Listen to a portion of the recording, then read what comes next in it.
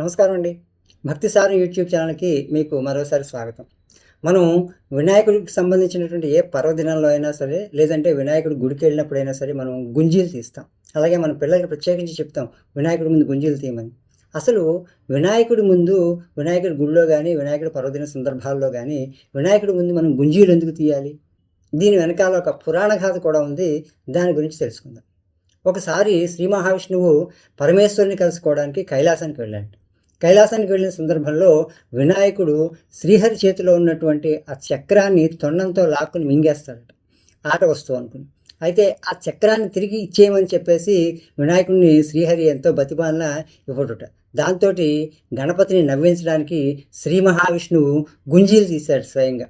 దాంతోటి ఆ గణపతి ప్రసన్నుడై ఆ చక్రాన్ని తిరిగి ఇచ్చేశాడు. అంటే గణపతిని ప్రసన్నం చేసుకోవడానికి శ్రీ మహావిష్ణువు కూడా గుంజీలు తీయక తప్పలేదు. అందుకనే గణపతిని ప్రసన్నం చేసుకోవాలి అంటే ఏ సందర్భంలో అయినా సరే ఆయన ముందు మనం కనీసం 3 గుంజీలైనా తీస్తే ఆయన ప్రసన్నమయ్యి మన కోరికలు తీరుస్తాడు అని చెప్పేసి. కాబట్టి మీరు వినాయకుడి గుడికి వెళ్ళినా, విఘ్నేశ్వరుడికి సంబంధించినటువంటి ఏ పర్వదినాన్ని మీరు జరుపుకుంటున్నా, విఘ్నేశ్వరుడి ముందు మీరు గుంజీలు తీస్తే కనుక ఆయన ప్రసన్నమయ్యి మీ కార్యక్రమాల్లో విఘ్నాలు తొలగిస్తాడు.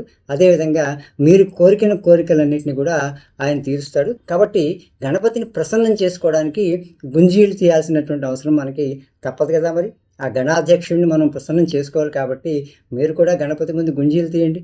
ఎందుకు మొహమాటం?